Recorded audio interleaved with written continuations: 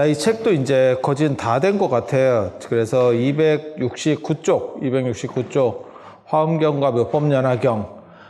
이 앞에 했었던 게 뭐냐면 반야경이에요. 반야경, 마하바냐 바라밀. 개인적으로 제가 마하바냐 바라밀 좋아합니다. 진언이라고 하는 것도 있지만 이렇게 경전의 제목을 외우면 그 경전을 전체를 한 것과 같다라는 그런 생각들이 있어요. 이제 오늘 그 얘기를 해드릴 건데, 그래서 그렇게 하는 경전은 딱 세 경전밖에 없습니다. 대승 불교에 잘 나가는 경전이 네 가지가 있어요. 네 가지가 있어. 그게 뭐냐면 반야경, 여기 오늘 지금 나오는 화엄경, 그 다음에 법화경. 반야경은 600권, 화엄경은 80권, 60권 이렇게 600권, 그 다음에 80권, 60권. 그 다음에 법화경은 보통은 7권. 이제 예전 판본에 8권짜리도 있습니다. 그래서 8권 법화경 이렇게 나오는 경우도 있습니다.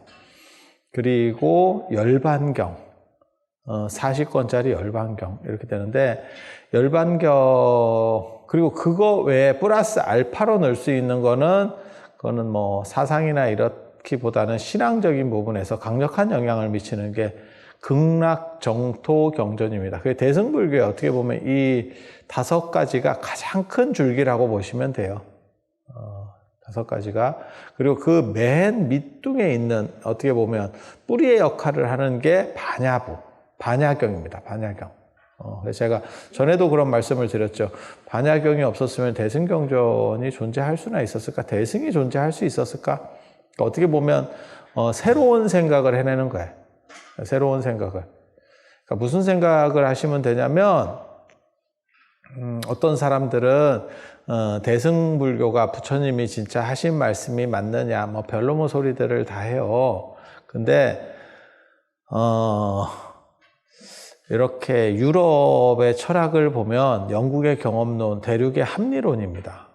합리론, 이성적인 거. 그 다음에 영국은 경험주의적인 거, 경험론. 그러다가 그런 거 말고 하나의 획을 긋는 사람이 독일에서 나오죠. 그 인식론입니다. 칸트. 그런 식으로 그 다음 단계 버전으로 가는 거예요. 그러니까는 앞에 것들이 발전하고 재해석하는 과정에서 다음 단계가 가는 거예요. 그러니까 제가 전에도 그런 말씀 드렸잖아요. 스티브 잡스가 스마트폰을 만든 건 맞지만 우리가 사용하는 스마트폰은 스티브 잡스의 스마트폰이 아니다. 나이트 형제가 비행기를 만들었지만 그 비행기를 타는 놈은 존재하지 않는다. 그게 발전해서 우주 왕복선까지 가고, 그 다음에 뭐 일론 머스크가 스타링크 사업을 하고, 다 그런 데서부터 시작이 되는 거죠. 그 아이디어에서 시작되는 거죠. 하지만, 나이트 형제의 비행기하고 스타링크의 그 우주선이나 안 그러면 그 위성들하고 그걸 비교할 수 있을까? 그게 모태가 됐다는 것 뿐이지 완전히 다른 거죠. 여러분도 사실은 그런 거 못 느끼셔요?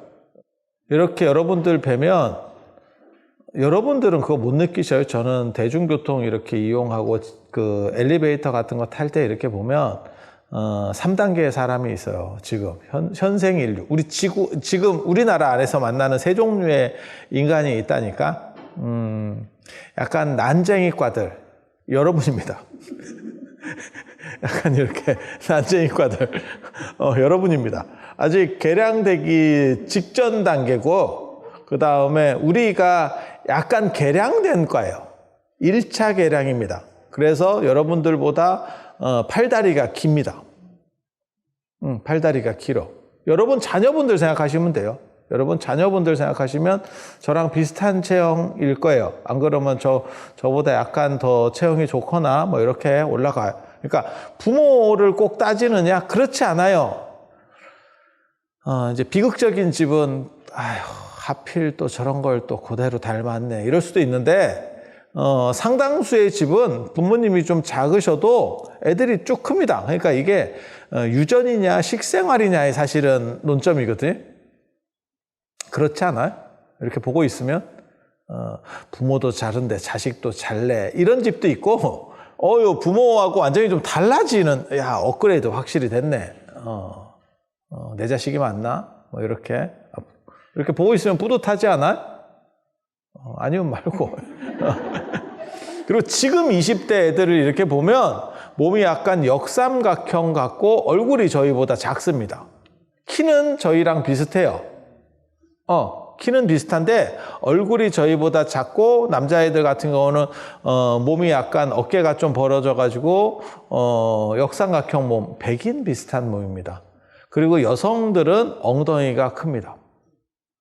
아니에요. 제가 이렇게 쭉 보면서 그런 거예요. 근데 남자가 약간 상체가 발전하고 여자가 엉덩이가 큰 게 그게 서구적 체형이거든요. 미국이나 이런 데 가면 굉장히 많아요. 그래서 그게 아마 식생활과 관련될 거예요. 여러분은 풀뿌리 이렇게 뽑아 먹던 시절이고 피 뽑아 먹고 이 피 말고 이 피 뽑아 먹고 그런 거 먹던 시절이고 저희 때만 해도 우유 먹던 시절이고 지금은 이제 고기도 잘 안 먹는 시절이고 여러분은 고기는 환장하던 시절이고 그러니까 생각을 한번 해보세요. 제삿날 잘 먹으려고 며칠을 굶는다라는 말이 있을 때가 여러분 세대였고 지금 애들한테 제사 음식 먹기 싫어서 애들이 딴 거 시켜달라고 하는 시절이 됐고 아니 그렇잖아요. 그리고 그런 것들의 영향에 의해서 지금 체형들이 바뀌어가는 거예요. 그래서 얼굴이 큰 체형이 옛날 체형입니다. 그리고 머리 좀 작은 게 요즘. 그러니까 요즘 애들은 이렇게 보고 있으면, 그러니까 제 다음 단계 애들이 이렇게 보고 있으면 등치에 비해서 얼굴이 너무 작아. 약간 새대가리 같은 느낌? 그 느낌이 들어요. 그리고 그런 걸 지금 선호하는 체형이죠. 그게 배우들이나 뭐 이렇게 보면 다 그런 체형들이거든요. 그래서 바뀐 게 느껴집니까? 그리고 얼굴이 작다는 얘기는 뭐냐면 키가 아주 크지 않아도 신체 비례가 맞는다는 뜻이에요. 왜냐하면 이걸 가지고 이걸 맞추잖아.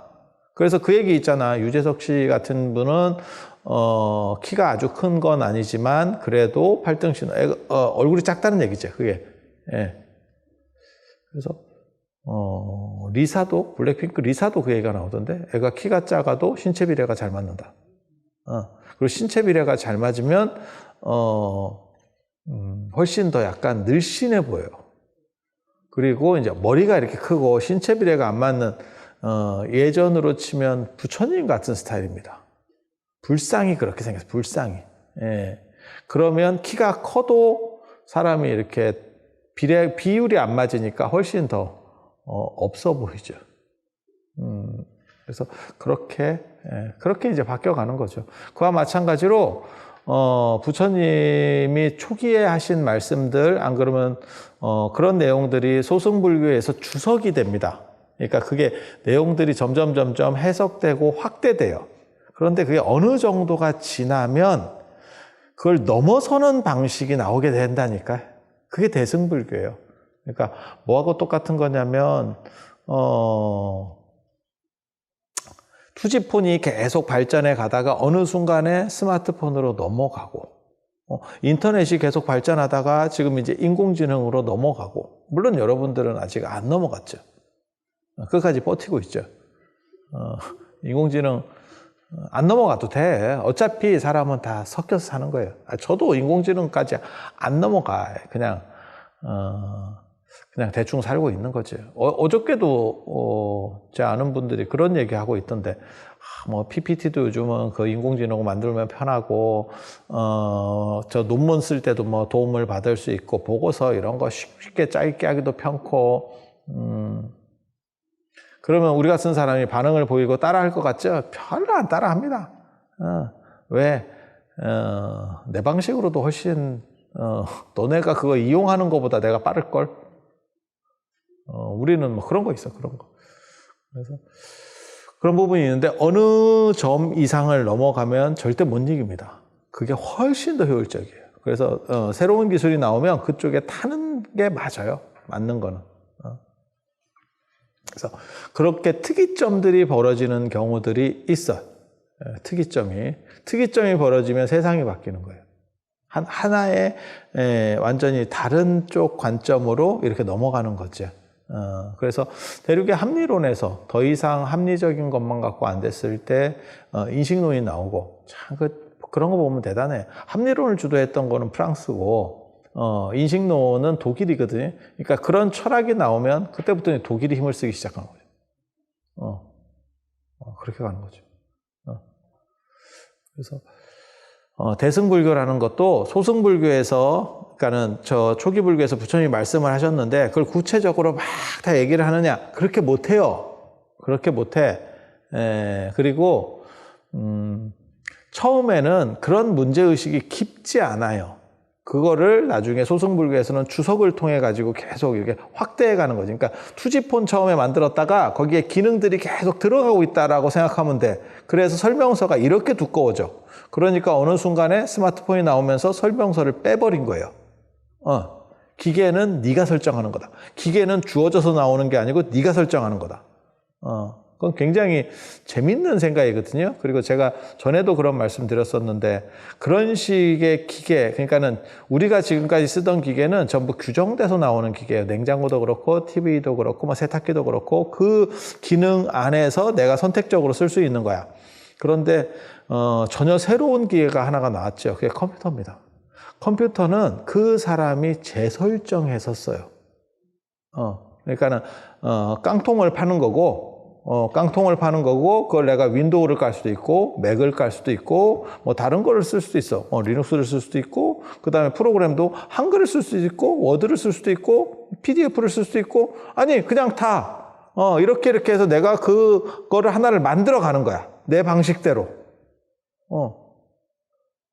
그래서 기존의 테레비 같은 경우는 예를 들어서 뭐 삼성의 어떤 모델의 TV야. 그러면 그게 100대가 나왔으면 100대 다 똑같은 작용을 합니다.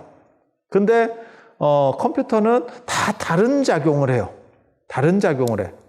그리고 그 컴퓨터가 축소된 게 스마트폰이잖아요. 그러니까 스마트폰에 개인 정보도 있지만 남의 거 쓰기가 쉽지 않습니다. 다 쓰는 이게 그렇잖아요. 우리가 들어가는 구멍들이 다 다른 거죠. 바탕에 이렇게 깔아놓고 이제 자기가 들어가는 이 코드들이 다 있죠. 아니 맞잖아. 그래서 다른 사람 거 하면 좀 이렇게 뭐 비슷하더라도 잘 쉽지가 않지. 그렇게 가는 거죠. 그래서 재설정이다라고 하는 개념들이 존재하는 거고 나중에는 그 설정도 없고 이제 인공지능으로 가면 설정이 필요가 없는 상황이 되는 거예요. 그냥 결과값만 얻으면 되지. 네가 뭐하러 그 내용들을 단계들을 알려고 해? 라고 하는 거죠. 결과만 받으면 되지. 이제 이렇게. 그래서 그런 식의 하나의 특이점들이 발생하는 거예요. 그게 어떤 식이냐면 초기 불교가 있고 그거를 주석하고 발전시킨 게 그러니까 그걸 계속 확대해서 키워간 게 소승불교. 그리고 대승불교는 특이점이 발생한 거예요. 그 특이점이 반야 공사상이라니까요. 그리고 또 한 번의 특이점이 밀교입니다. 나중에 인도 불교에서는 밀교예요. 중국 불교에서는 그런 특이점이 발견되는 게 언제냐면 천태종, 화엄종, 선종입니다. 이게 특이점이 나타나는 때거든요. 이 특이점이 많으면 그 사상이나 집단은 계속 발전해요. 계속 발전해. 그러니까 기업으로 말하면 신제품, 시장을 주도할 수 있는 어떤 대표적인 주력, 이렇게 나오는 거예요. 그러니까는 뭐 반도체로 얘기하면 10나노 공정, 5나노 공정, 3나노 공정, 2나노. 이게 어떻게 보면 계속 올라가는 거거든요. 요걸 더 이상 발전시키지 못해. 지금 삼성이 문제가 되고 있는 것도 마찬가지예요. 더 이상 앞으로 못 나가고 있는 거예요, 얘가. 그러니까 어떻게 돼요? 죽는 거죠. 인도 불교에서 왜 인도에서 불교가 밀렸느냐? 여러 가지 요인들이 있지만 더 이상 새로운 거를 만들어내지 못한 거예요. 업데이트를 못 해낸 거예요. 업데이트가 아니고 정확하게 말하면 새로운 상품을 만들어야 돼. 애플도 무너질 겁니다. 새로운 걸 만들어내지 못하면. 애플이 만들어낸 게 아이팟이라고 하는 저거 만들었었잖아요. MP3. MP3부터 사실 이렇게 애플이 올라오기 시작하는 거거든요. MP3 만들고, 그 다음에 이거 패드 같은 거 만들고, 패드 만들고, 그리고 스마트폰으로 확 떠올랐는데, 그 다음에 지금 뭘 만드느냐? 아직은, 부수적인 건 만들었죠. 시계. 예, 시계 만들었어요. 시계 만들어서 유행하고, 눈에 뒤집어 쓰는 그 고글 같은 거 만든다고, 뭐 500만원짜리인가, 뭐 700만원짜리인가 뭐 만들었다가 지금 들어갔죠. 망했죠. 한마디로 말해서. 안 된 거야. 안경 만든다고 했다가 안 됐고요. 눈에 뒤집어 쓰는 거 만든다고 했다가 안 됐고요. 실패하는 거예요, 지금. 이거를 계속 실패하고 새롭게 딱 시장을 주도할 수 있는 새로운 제품이 없으면 넘어가는 겁니다. 왜? 누군가가 만들 거거든. 그게 뭐 중국 회사가 되든 유럽 회사가 되든 우리나라 회사가 되면 더 좋고, 누군가는 그걸 만들어낼 거야. 시대적 요청에 부응해서 만들어낼 거야. 그러면 그쪽으로 쏠리면서 애가 기울기 시작합니다. 야, 그거 참 진짜 신기하지. 전자의 몰락, 소니. 소니가 부도 직전까지 갔다가 지금은 금융과 엔터와 게임 같은 게 소니의 주력입니다. 전자는 거의 다 손을 띄었습니다. 카메라 빼고는. 거의 다 띄었어. 아니야, 망한 겁니다. 정확하게 말하면. 손을 띈 게 아니고 뛸 수밖에 없었던 거지. 그래서 제가 전에 그런 말씀 드렸었는데, 우리 어렸을 때만 해도 소니하고 삼성은 비교가 되는 기업이 아니었고, 소니가 압도적으로 좋은 기업이었고, 친구 집에나 갔는데 소니 테레비 흑백으로 된 거 이런 거 있으면, 저 집은 잘 사는갑다. 이러던 시절이었고, 근데 지금은 다 바뀐 거죠, 세상이. 그리고, 얼마 전에는 무슨 얘기까지 있었냐면, 삼성이 소니를 사도 된다라는 정도로 삼성과 격차가 벌어졌거든. 아이러니하게도 또 세상이 바뀌어서 소니가 더 잘 나갑니다, 삼성보다. 지금 또 그렇게 됐어. 걔네는 환골탈태했어. 그러니까는 지네 주력을 버렸고, 원래는 전자였는데 그쪽을 버리고, 엔터, 게임, 그 다음에 금융으로 바뀌어가지고, 지금은 괜찮아졌어요, 또. 어떻게 보면 삼성보다 클걸? 시가총액으로 보면. 야, 세상이 이렇게 또 바뀌어. 그러니까, 그렇게 새로운 걸 만들어내든지, 안 그러면 바꾸든지, 그러면 사는 거고, 그 두 가지 다 못하면, 노키아가 될 수도 있고, 인텔이 될 수도 있죠. 야, 인텔이 무너질 거라고는 상상도 못했다. 사람들이 뭐 삼성이 반도체 잘 만들어요 라고 말할 때도 저는 늘상 인텔이 있는데 뭔 헛소리. 예, 왜? 모든 컴퓨터에 인텔 인사이드 딱 박혀서 나오잖아. 인텔이, 심장은 인텔이 만드는 거야. 삼성은 거기다 메모리나 넣고 있는 거고. 인텔 망하기 직전이죠. 망하기 직전이죠. 그래서 인수하라고 TSMC 이런 데서 좀 받아서 하면 안 돼요? 이러면 안 받으려고 하는. 야, 인텔이 저렇게 되나? 인텔하고 소니는 또 비교도 안 되거든요. 인텔이 훨씬 더 압도적이죠. 인텔 모르는 사람이 어딨어. 참. 세상이라는 게 그러고 보면 진짜. 그래서 그러한 특이점과 변화들을 일으킬 수 있어야 그게 발전해서 다음 단계로 탁탁탁 튀어가는 거예요. 그러니까 옛날 거를 그대로 하고 있어. 그럼 망하는 거예요. 노키아도 기업이 없어지진 않았을걸? 뭘 학구방같이 하고는 있을 거야. 나 정확하게 모르겠어요. 그게 소승불교입니다. 정확하게 말하면. 근데 그런 걸 향수료 여기는 사람이 있다는 게 내가 보기에는 놀랍지. 대승도 이게 지금 옛날 버전이라고. 여기서 더 업데이트되고 이러면서 나가야 불교가 사는 거예요. 그래서 밀교가 한 400~500년대부터 나오기 시작해서 한 700년대, 800년대 이때 되거든요. 그때 되고 끝났기 때문에 더 이상 인도 불교가 힘을 못 쓴 거예요. 제품을 만들고 히트 상품이 나왔는데, 예를 들어서 20년 전, 지금 삼성도 봐봐. 10년 동안 제대로 이렇게 제대로 된 제품을 못 만들어내니까 저게 골로 가고 있어요 라고 말하는 거잖아. 근데 몇백 년을 제대로 된 거를 못하고 계속 공회전만 하고 있어. 그러면 사상이나 종교나 철학이나 다 무너지는 거예요. 그렇지 않을까? 조선도 처음부터 거지 같았던 건 아니거든. 생각해보면. 그래서 그걸 따라가면 안 돼. 그러니까는 무슨 뭐 소승불교가 또 그게 아니고 뒤에 게 더 대단한 거라니까. 뒤에 게. 그 원형으로서의 가치를 존중해 줄 뿐이지 실제로는 뒤에 게 다 대단한 거예요. 그래서 그거는 착각하시면 안 됩니다.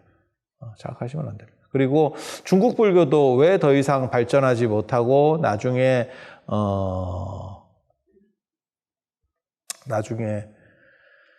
유교에 밀리느냐. 800년대 이후로 700년대, 800년대 이후로 제대로 새로운 신제품이 안 나왔다니까. 그럼 망하지. 1200년 동안 같은 상품을 팔고 있으면 어떤 놈이 그걸 사냐. 그래서 제가 제일 답답하게 이런 얘기 이렇게 대놓고 또 해서 어쩔란가 모르겠는데 큰 스님들께서 하시는 말씀 보고 있으면 내가 제일 답답한 게 맨날 그러면 당나라 얘기 좀 그만했습니다. 당나라 900년대 초에 망한 나라라고. 망한 지 1100년 전 나라 얘기를 하고 있어. 그게 지금 세상에서 먹혀. 그거는 연구 대상인 거예요. 연구 대상. 연구 대상. 무가치하다 그 얘기를 하는 건 아니에요.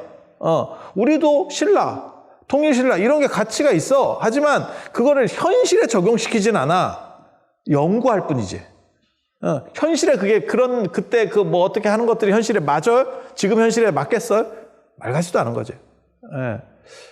그저께 누가 그거 물어보는 거하고 똑같지. 사주 맞아요? 야, 사주가 언제적 건데 그게 지금 맞아. 말도 안 되는 거지. 세상 자체가 얼마나 바뀌었는데. 사주 보고 있을 때는 여자들이 지금 이 시간에 나와 있으면 안 돼. 어디 나와 있어. 그리고 여러분들은 다 죽었다니까. 여러분 연세에는 지금 다 죽었다니까. 상상할 수 없는 일들이에요. 그래서 절대 그렇게 안 돼. 그래서 계속 업데이트 되는 걸. 야, 지금 인공지능이 나오고 SK가 삼성보다 오히려 반도체가 낫다더라. 제가 전에 그 얘기 안 해드렸나요? 새롭게 반도체들이 막 우리나라에 어떻게 보면 제일 가장 큰 먹거리 사업이 반도체잖아요. 그러니까 수출 사업이니까 반도체 막 뜨고 이러니까 모든 좋은 대학에서 서울에 있는 유수한 좋은 대학에서 전부 반도체 학과를 만들었고 전부 삼성과 MOU를 맺어가지고 직원을 그쪽으로 취업시키려고 하고 애들을 졸업하면 다 그렇게 했는데 고려대만 제수업계 SK랑 붙었대. 그렇게 될 수 있는 게 최태원 회장이 고려대 출신이어서 거기서 받아본 게 많기 때문에 어떻게 할 수가 없었대. 근데 지금은 대박 났다는 거죠. 세상이 이렇게 바뀔 줄 어떻게 알아요? 여러분이 몰라서 그렇지 하이닉스라는 기업이요 진짜 거지 같은 기업이었습니다. 그게 예전에 현대전자거든. 들어는 봤나 현대전자. 물건을 사지 않고 전자제품 기업인데 물건을 파는 게 아니고 현대 직원들에게 사은품으로 줬다는 그 현대전자. 안 팔려. 그러니까 명절에 사은품으로 이거 재고를 털어내. 아니야 진짜야. 우리 형도 그거 받아오고 이랬었거든. 안 써. 몇 번 쓰면 애가 좀 상태가 안 좋아. 여러분 현대전자 물건 써봤어요? 그러니까 망한 거예요. 그러니까 망한 거야. 그렇게 해가지고 저게 LG 반도체랑 붙어서 어느 정도 이렇게 그게 김대중 대통령 때 IMF하고 뭐 구조조정하면서 오히려 현대전자 쪽으로 LG에 반도체를 줘버린. 그래서 LG는 반도체가 없는 거예요. 그리고 그게 이제 뭐 제대로 되겠어? 현대가 도대체 무슨 반도체를 할 수 있겠어. 그러니까 계속 표류하고 망하네, 어쩌네, 망하네, 어쩌네, 망하네, 어쩌네 하면서 이러고 있었거든. 그게 하이닉스예요. 그래도 반도체 기술이 있는 이유는 뭐냐면 옆에 삼성이 있어서 그렇지. 왜 동아시아는 전부 다 반도체를 만들 수 있었을까? 생각해보면 사실은 삼성이 잘한 것도 있지만 일본이 있었어요.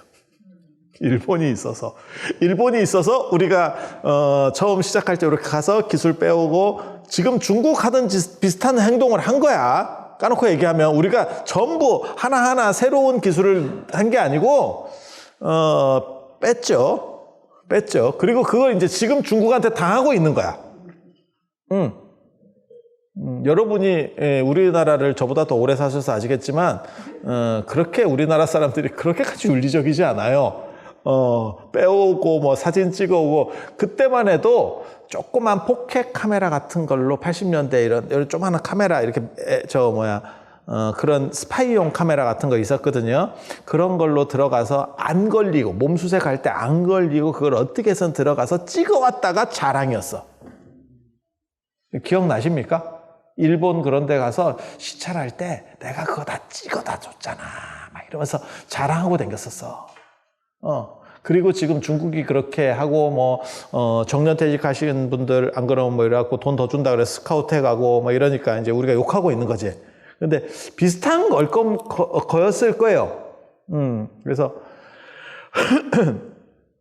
동아시아가 다 이렇게 만들 수 있는 어떻게 보면 배경이 된 거지. 중국 대만까지도.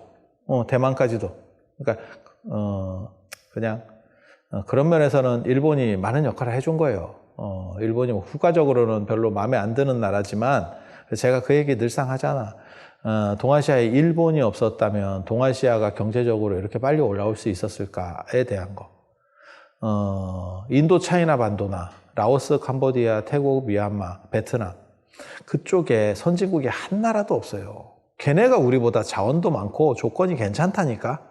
동아시아보다 오히려. 그런데 걔네는 왜 저렇게 언제나 쩌리로 사느냐?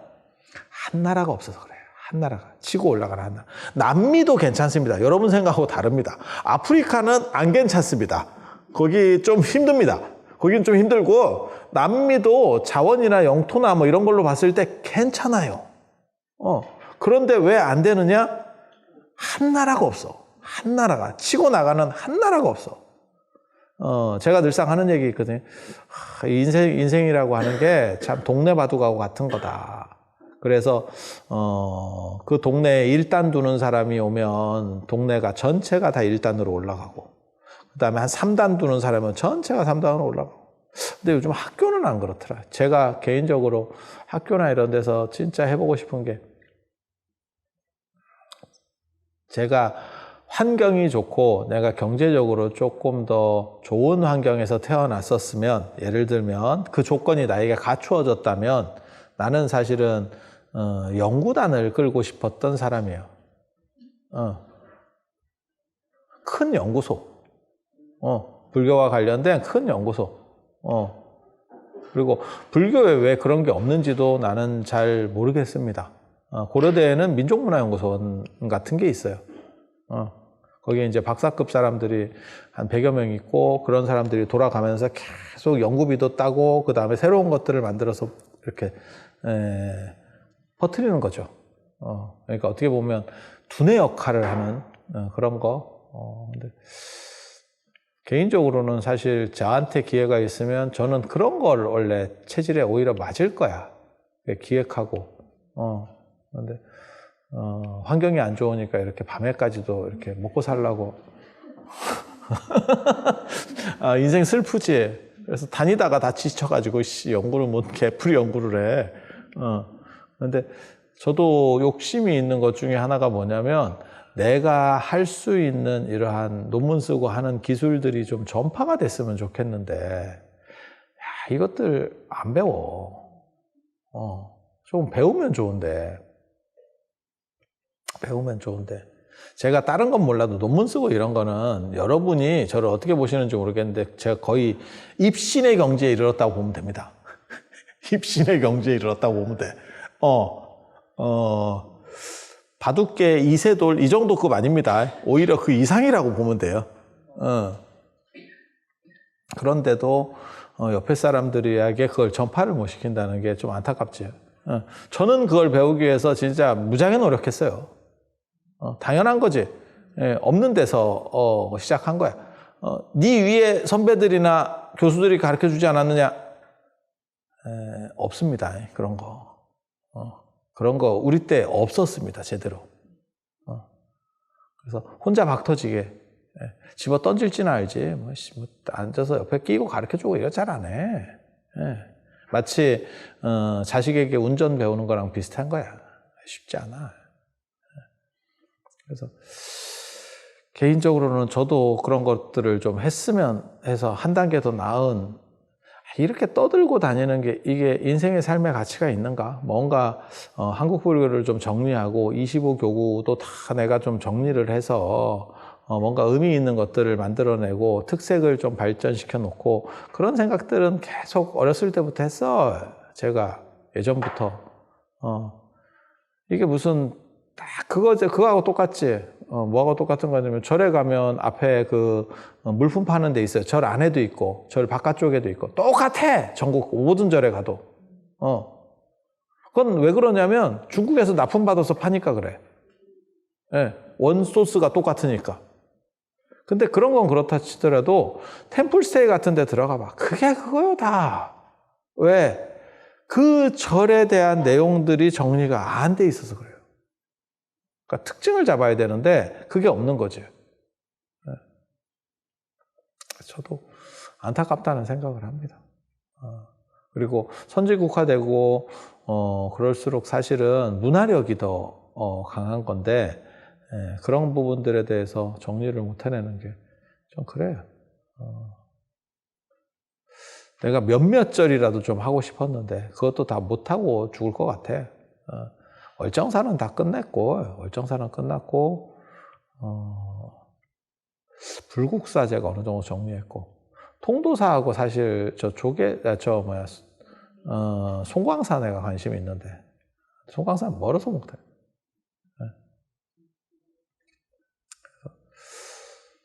통도사도 조금은 손 댔어요. 제가 예전에 그 통도사 사적기 만들 때 제가 그 작업들 같이 했었으니까 우리가. 그래서 그런 거를 다 완빵짜리를 쫙 만들어가고 이런 걸 좀 하면 재밌을 것 같은데, 안타깝습니다. 팔자가 별로 안 좋아서. 그래서 여러분이 생각하는 것처럼 무슨 남방 소승불교가 더 대단한 거예요. 절대 그렇지 않습니다. 거기에 속아 넘어가시면 안 돼요. 대승불교가 당연히 소승불교보다 대단하니까 뒤에 있는 거예요. 그리고 더 뒤에 나오는 불교가 있으면 그게 대단한 거예요. 그래서 중국 불교만 얘기해 볼게요. 중국 불교에서 맨 마지막 신제품으로 빅히트 상품이 뭐냐면 선불교예요. 그래서 지금도 동아시아가 선불교의 에너지가 제일 강한 겁니다. 화엄종 다음에 나오는 게 선이니까. 만약에 그 뒤로 한 두어 번만 더 나왔으면 유교한테 절대 안 밀려요. 유교한테 절대 안 밀려. 그러니까 유교하고 불교의 역사를 보면 불교가 잘 나갈 때는 계속 신제품이 나왔던 거야. 천태종, 화엄종, 그 다음에 선종 이렇게. 그러면 유교는 어땠느냐? 유교는 삼국지 여러분 아시는 삼국지, 후한 말부터 시작되는 삼국지, 그때부터 유교는 업데이트도 없고 신제품도 없었습니다.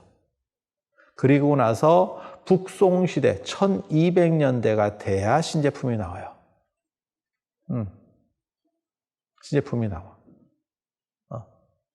그러니까 왜 유교가 불교한테 처발렸느냐? 그거는 얘네는 신제품이 없고 계속 그 구제품을 팔고 있으니까. 그러면 왜 불교가 나중에 지게 되느냐? 얘네는 1200년대에 신제품이 나와.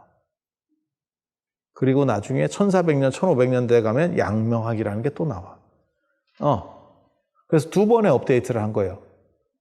불교는 700년, 800년 이후로 업데이트 없습니다. 업데이트가 없습니다. 그 프로그램이 돌아가겠어. 그렇게 가는 거지. 그러면 왜 나중에 유교는 왜 또 몰락했느냐? 1500년대를 끝으로 해서 더 이상의 새로운 신제품이 없습니다. 그러면 몇백 년, 한 300, 400년 지나잖아요. 그럼 무슨 일이 벌어지느냐? 유럽은 그때 뭐 했냐? 대항해 시대하고, 그 다음에 이제 막 치고 올라오는 그런 산업혁명하고 있었거든. 걔네도 업데이트 되는 거예요. 새로운 것들을 계속 만들어내고 있는 거예요. 이렇게 한 단계씩 넘어가고 있는 거예요. 우리는 그걸 못했지. 그래서 동아시아가 망한 거예요. 정확하게 말하면. 지금도 그런 상황이 벌어지는 거잖아. 인공지능이 뭐 대단하다 어쩌다. 거기에 이제 숟가락 얹는 기업은 살 거고, 숟가락 잘 못 얹으면 죽는 겁니다. 문제는 그게 언제 오는지는 잘 몰라. 그 유명한 얘기 있거든. 난 그 얘기 듣고 너무 재밌었거든. 서부에서 금광 개발됐을 때, 그게 서부 영화, 그 예전에 그 존 웨인 나오고, 그 총 쏘는 그 영화야. 인디언들이랑 싸우고. 원래 미국이 동부만 있었잖아요. 동부 13개 중가 뭐 이래가지고 그렇게 딱 대서양 쪽에 붙어있는 그렇게 있었고, 나중에 서부에서 금이 나오면서 이제 시작되는 거잖아요. 금광. 그래서 막 러시아가 시작되는 거고, 그래서 얼마나 그러면 금이 얼마나 나갔으면 나중에 금문교잖아. 금이 나가는 거야. 금이 나가는 거야. 금 실은 배들이.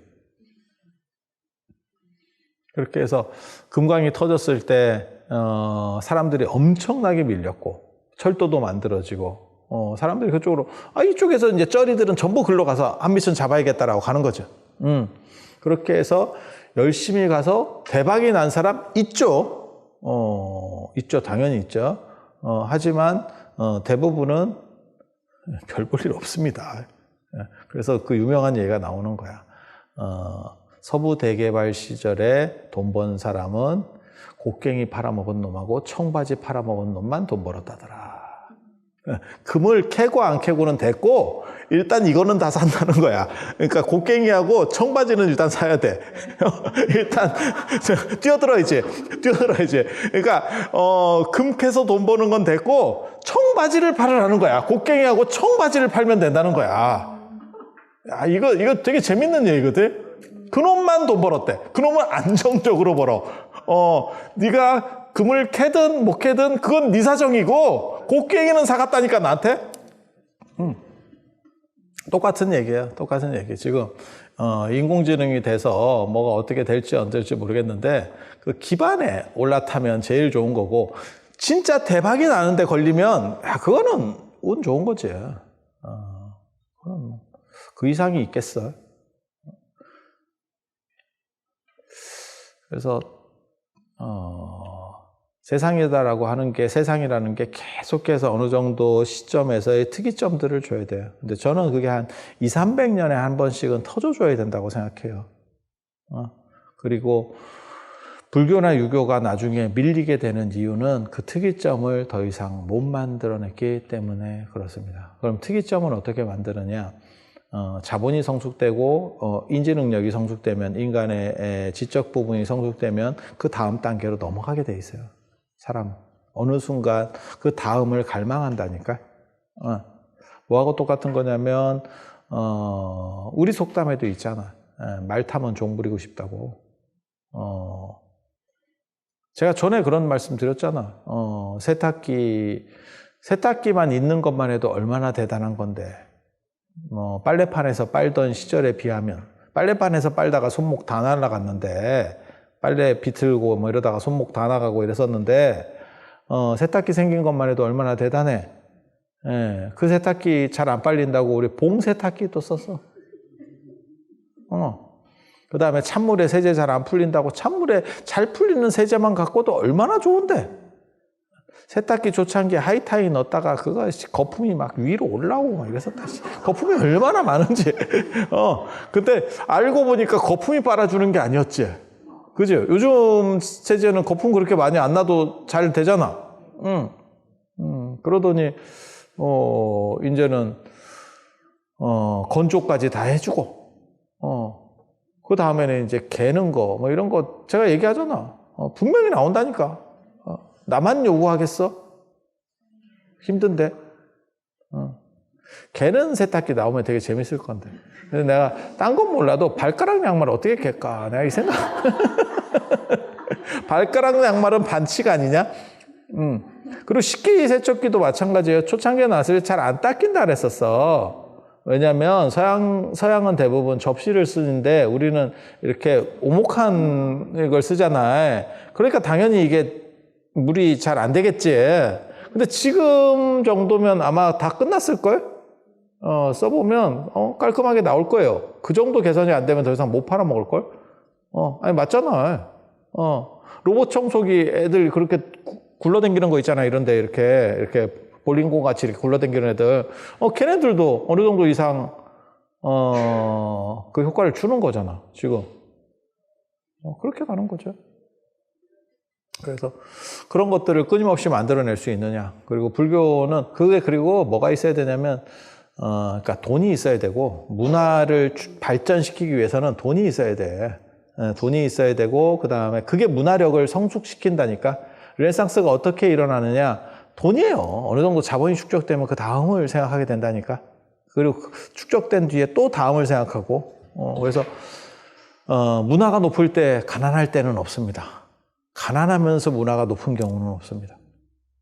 그래서 예술품을 대할 때 저 같은 경우가 문화재도 하잖아. 예술품을 대할 때 예술은 시대를 반영한다라는 게 있어. 그러니까 좋은 작품이 나올 때는 무조건 그때 먹고 살만하던 때야. 괜찮은 시절이야. 네. 그리고 상태가 안 좋을 때는 예술 작품도 약간 기괴해요. 기괴해. 그래서 그런 걸 보는 코드들이 또 있거든. 그래서 기본적으로 경제력이라든지 이런 게 올라가야 되고, 올라가야 되고, 그 다음에 자기 비판과 문제의식이 있어야 돼요. 그래야 발전해. 배만 부르다고 사람이 발전하는 건 아니야. 거기서 어떻게 할 것인가. 저는 그 얘기 굉장히, 제가 최근에 들은 말 중에서, 나 그 얘기 굉장히 재밌었어. 돈을 버는 게 목적이 되는 게 아니고 어떻게 살까가 정해진 뒤에 그것이 나가면 좋다. 돈 번다는 생각이 그때 들어가는 게 더 좋다. 그게 방향 설정 얘기거든요. 근데 이제 쩔이나 가난한 사람들, 우리 같이 이제 가난한 사람들은 일단 벌고 본다예요. 일단 벌고 본다. 그게 쩔이들이에요. 근데 그런 사람들이 노력해서 어느 정도가 풀리면 그 뒤에 뭐 할 건데가 없어. 그래서 사람이 약간 갈등을 하게 되는 거예요. 그래서 가장 좋은 거는 방향을 설정하고 자기의 목표에 맞춰서 움직이는 게 제일 좋대. 그러니까 너는 어떤 인생을 살고 싶으냐. 그러니까 네가 1억을 모을 수 있어. 그러면 그거 갖고 뭐 할 건데를 생각하라는 거예요. 모으는 게 목적이 아니고. 근데 이거 굉장히 재밌는 생각이라는 생각을 했어요. 왜냐하면 우리가 전에 그런 거 있었거든. 10억 모으기. 그냥 모으기가 목적이에요. 근데 모으기가 목적이 아니고 10억을 모아서 뭐 할 건데. 그리고 그거 있었잖아. 조기에 한 30대 정도에 돈 어느 정도 벌어가지고 더 이상 일 안 하고 이제 즐기면서 사는 거. 뭐 그런 거 있었잖아. 근데 그때 네가 뭐 할 건데? 야, 30대 말에 정년을, 그러니까 더 이상 생계를 안 해버리면, 직업이라고 하는 거, 안 그러면 일을 안 해버리면, 그럼 무슨 일이 벌어지냐면, 60년 할 거를 계획을 세워야 돼. 60년의 계획이 있어야 돼. 그리고 여러분들에게도 사실은 똑같은 요구를 저는 하고는 싶어요. 그게 뭐냐면 30년, 40년짜리 계획이 어느 정도는 나와야 돼요. 네. 각 조건들은 다릅니다. 어떤 사람은 조금 더 형편이 좋을 수도 있고 안 좋을 수도 있어. 거기에 맞는 조건 하에서의 30년, 40년짜리 계획이 나와야 돼요. 안 그러면 진짜 비극적인 말년이 여러분을 기다리고 있을 겁니다. 그리고 거기서의 이게 아예 없는 데서 없으면 차라리 나아. 그러니까 지금 사람들이 훨씬 불행하다고 느끼는 것 중에 하나가 뭐냐면 누구는 있는데 라고 하는 것 때문에 사실은 불행한 거거든요. 그러니까 여러분 어렸을 때 모든 사람이 땅에 떨어진 걸 주워 먹는데 주저함이 없었고, 책상 밑에 붙어 있는 껌을 뜯어 먹는 게 주저함이 없을 때는 괜찮아. 오히려 그게 괜찮아. 근데 지금 같은 상황들은 굉장히 힘들죠. 그래서 특히 이게 노년이 들어서면, 야, 그거 어떻게 처리할 건지. 저도 지금 계속 그런 궁리 중에 있거든요. 어떻게 하는 것이 불교가 사회에 이바지하는 길인가. 그 대안에 대해서도 계속 생각하고 있어요. 그리고 그게 남의 일이 아닐 거라고 생각해요. 남의 일이 아닐 거라고 생각해요. 저도 거기에 속해 있는 거예요. 게다가 또 제가 딴 건 몰라도 제가 좋아하는 음식이 몇 가지 있잖아. 그 중에 하나가 인삼. 인삼 많이 먹으면 안 죽어요. 내가 어렸을 때부터 어른들한테 들은 말이라고, 그게. 인삼 먹으면 안 죽는다. 죽을 때 더럽게 고생한다. 나 그걸 또, 그걸 맨날 그렇게 무슨 소 염을 먹듯이 씹어 먹고 있으니까, 나 참 걱정이지. 그래서, 그게 한 단계 한 단계에 대해서 제가 전에는 그런 생각을 했어요. 인생을 봤을 때 한 50까지는 노력해서 확장하는 시절이 돼야 되고, 50부터는 약간 축소하면서 보람 중심으로다가 인생 설계 자체를 재구성해야 된다. 그렇지 않고 계속 확장으로 가면 사람이 힘들어진다. 근데 요즘 들어서 조금 생각이 바뀐 게 70쯤에 한 번 더 해야 돼. 이게 50에 해서 그걸로 계속 죽을 때까지 못 가. 한 70 정도에서 한 번 더 재설정을 한 번 더 들어가 줘야 돼. 네. 개인적으로는 70 정도 되면 이런 미친 소리를 해도 되는지 모르겠는데, 어른인 걸 포기했으면 좋을 것 같다는 생각을 합니다. 더 이상 나는 어른이야, 내가 너네 위에 있어 라는 생각을 포기했으면 좋겠어. 그게 가장 주변 사람과 마찰 없이 행복하게 사는 방법이야. 내가 어떤데라고 하면, 야, 밑에 사람들이 안 봐줘. 그럼 결국 소외와 외로움밖에 안 남아.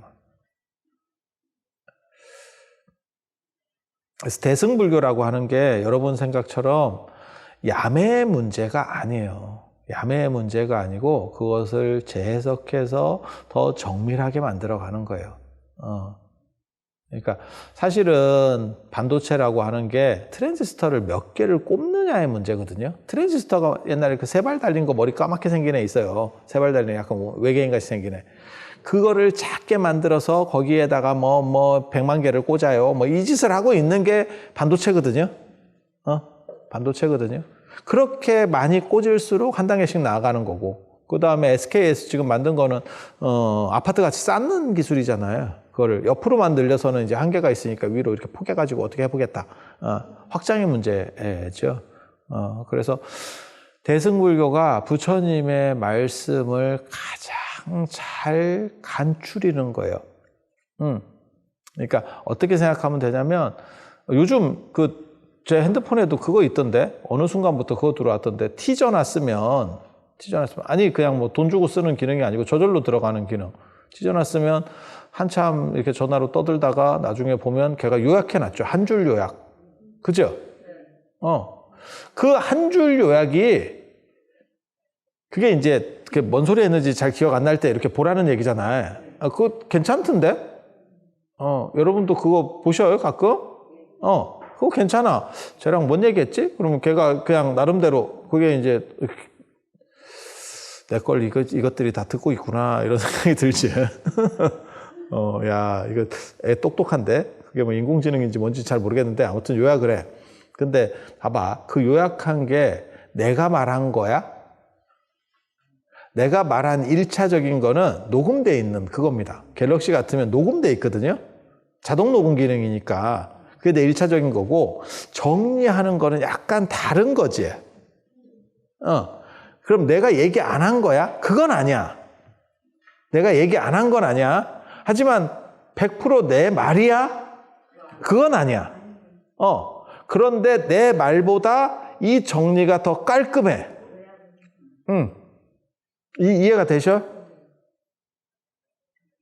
우리도 그런 것도 똑같잖아. 영화 이런 거 이렇게 네이버 같은 데 들어가서 영화 제목을 이렇게 쳐보면 거기에 이제 줄거리 요약 뭐 이래갖고 한 이만큼 나와요. 이렇게. 그럼 보고 있으면 내가 영화를 안 봤어도 대충 이런 내용인가 봐. 그리고 봤으면 무슨 일이 벌어지냐면, 무슨 생각이 벌어지냐면, 그걸 읽으면서 이 사람이 요약을 잘했네. 안 그러면 야씨 이게 그런 거 같지 않은데 어떤 거 핵심을 못 짚었는데도 돼. 이해가 되죠? 그런 식의 2차 작업이 대승경전이라고 보시면 돼요. 그리고 그 작업이 오히려 원음보다 더 중요한 부분이라니까. 원음보다 더 중요한 부분이라니까. 왜? 그거는 발전의 필연성에서 나오는 거기 때문에.